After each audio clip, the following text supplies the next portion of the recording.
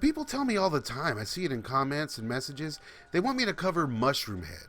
Now, I don't really want to because, well, I was never really a fan of those guys. I remember trying to get into them as a teen by listening to like one song, but I just couldn't dig it, you know? And literally none of my peers are into them either. I mean, none of them. Every other band from the era, yeah, but not Mushroomhead for some reason. You know, I personally didn't like their sound when I was younger, and I never really tried to get familiar with the group either, so I don't know. I thought, yeah, that could make for a fun video, right? Your boy Alex Staunch listening to, for the first time, all of Mushroomhead's discography and letting you know my thoughts. So chill out, guys. I mean, I know I get a lot of heat for my opinions on certain new metal bands, and my opinions on Static X have recently blown up, I guess, since they're on tour. So I figured, hey, maybe my Mushroomhead video will too, as I believe they're about to tour with each other. Let's hang out as I share my opinions on the band's career and, you know, talk about a few of what I found to be standout tracks and albums. As for the first time, I listened to Mushroomhead. I had no idea how much I would enjoy this band once I looked back. Mostly. Sorta. It's weird. Mainly with the group's self-titled debut, I mean, I had a blast with this one. I really never knew how influenced by Mr. Bungle they were. And I guess it's pretty obvious here what drew my attention to this one. The weirdness and the overall odd sounds and especially the use of the movie samples. Like, I tried guessing all of them before looking them up. And as a fan of oddball eccentric music, well, I think this album is a little underrated in retrospect. We are about to take you into the world of the LSD user. We are about to take you into the world of the LSD user. I was also surprised to learn how early on the band got going, as their roots go way back to 1993. The self-titled album is a bizarre mix of industrial psych groove with like a heavy lean on samples and just oddball sounds. It's very strange, and while it can seem directionless at times, it also has some daring soundscapes and DJ work to boot. Although the piano stuff's a little hit or miss, I don't know. I never would have thought that this was the same Mushroomhead I thought I knew, as to me, you know, I always saw them as a subpar nu metal band. Either way, this album has some cool tracks on it. Here's some of my favorites. I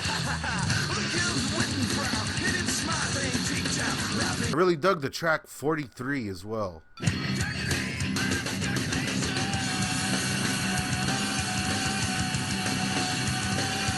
There's a kind of Thought Industry sound going on here too. If you don't know about Thought Industry, you can check out my video on them next. But there's a definite kind of just Thought Industry vibe. I wonder if Mushroomhead was familiar with the group.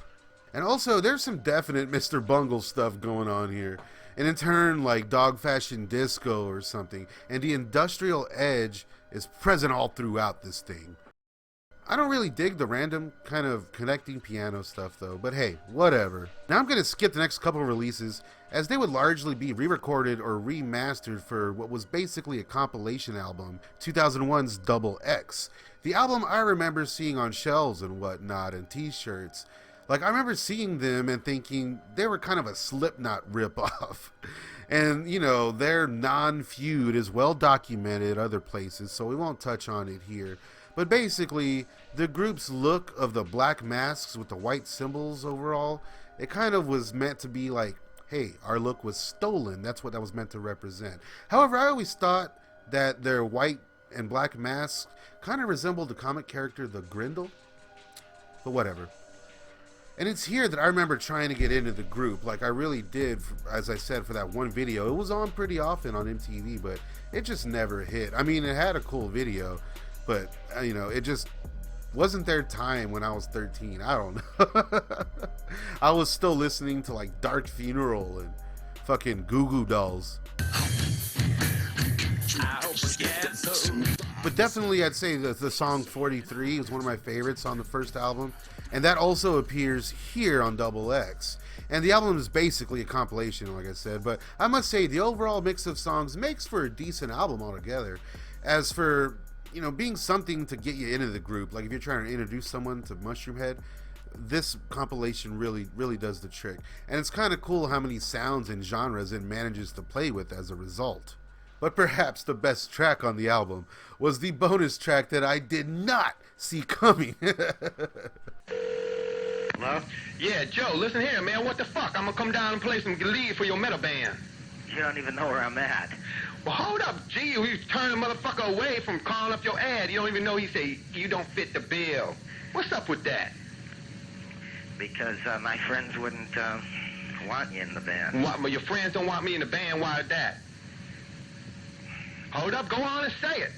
You got an ad right here. You want a motherfucker black band, and you don't want. No, it's black as in evil and darkness. I could be evil in darkness. Hold up, you want me to kick some rhymes for you?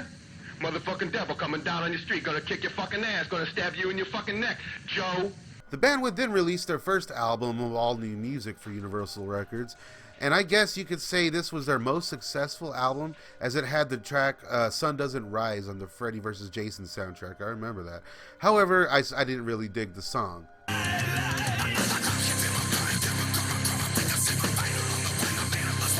But I thought their other single, Kill Tomorrow, was okay.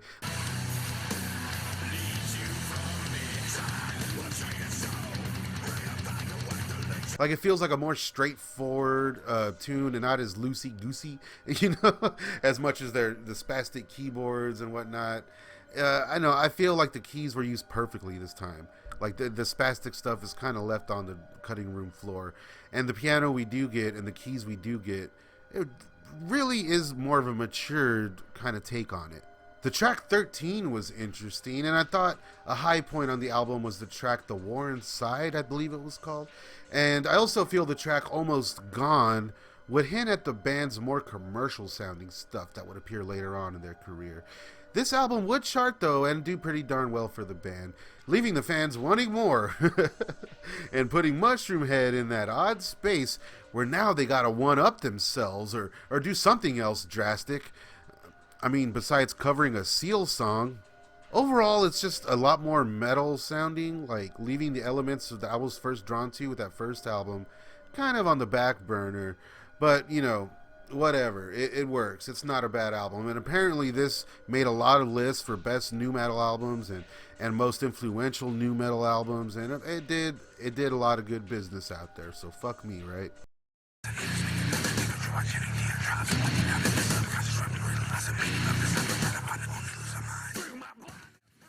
Save Your Sorrow would be released next as the band's first released on Megaforce Records, and the band's first ever without vocalist J Man, and their original guitarist too, apparently.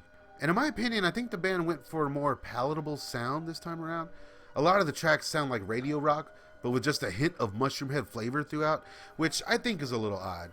Like, their look and whatnot doesn't seem to translate here, and the strangeness that accompanied the band till then was basically all gone now. But I mean, it all works still, especially with their single Burn, which I think harkens back to their earlier sounds just a bit.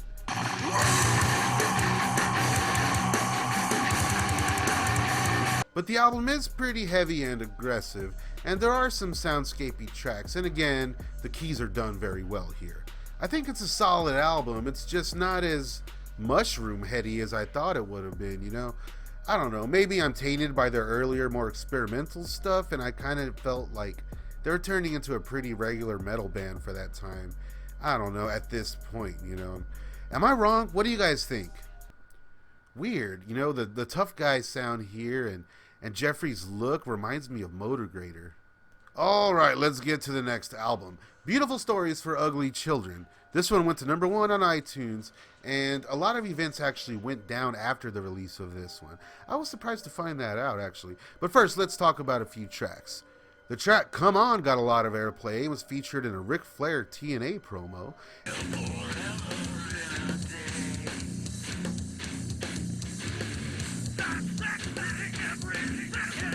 And apparently the video was banned for being too hardcore. I mean, it's basically the same kind of overall look. There's a real tough guy element to this one too. And I hate the tough guy shit, like a chorus about how, do you really want to fuck with me, or come on, or if you're going to step up, you're going to get knocked down, or whatever crap like that. Always just turn me off. But with the sound of this one, I don't know. I would have said that they went full tough guy radio rock, but the album does try to go a few other places, so I can't say that. But I can't kick the feeling that the band was kind of complacent at the time. I think the track Burn the Bridge really harkens back to some of their older sounds. I feel like every album tries to do that at least once.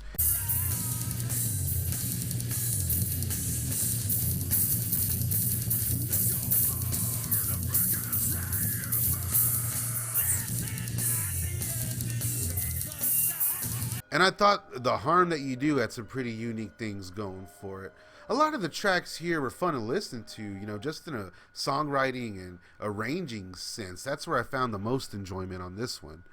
Once the album dropped and the subsequent touring started, well, we would get, you know, the release of certain band members from the group, a song in a Saw movie, and after the death of original member J.J. Righteous, J-Man would speak out about the band for the first time in a while, and he had nice things to say, and he would eventually join them on stage again and plan some shows down the line, putting to rest stories about a feud or whatever. And to tour for the album, Mushroomhead were a part of the cleverly named Head to Head tour along with Head PE. Check out my Head PE video next, why don't you? And I'm assuming that it was there where Jeffrey would go on to form a relationship with Suburban Noise Records, where he would eventually release solo music. The next album, The Righteous and the Butterfly, was released in 2012 and featured J-Man returning to vocal duties. In fact, this would be the only album to have all three vocalists.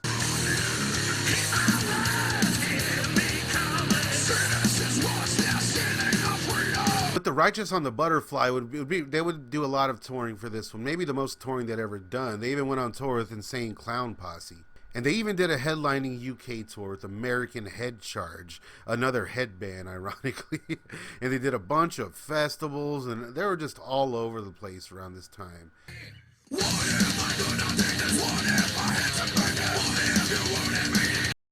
The album A Wonderful Life would eventually be released on Napalm Records, and their subsequent singles that got music videos, like Seen It All, well, they kind of take on that Napalm Records music video look, which I thought was interesting. There was another single, I believe it was called The Heresy, but with the loss of a lot of founding members and longtime members, etc., I mean, you can only imagine that there was some real turmoil going on behind the scenes. I saw one of the members say that they were fired multiple times before they actually left, that they were let go via emails. One of them said they were let go because they were living a more sober lifestyle and the rest of the guys wanted a party. Who knows? But the band was eventually left with like one original member. I think at this point it's like only the drummer who was always like the soul, like heart and soul from the band, as far as I was able to tell. I mean, it's kind of like this Mushroomhead thing's almost like a parody of itself. That's how I saw this latest album, and it's really going for a lot more things than I'd say the last album, the one before that. It really kind of took a turn as far as the Mushroomhead sound. Let's check out one of their videos.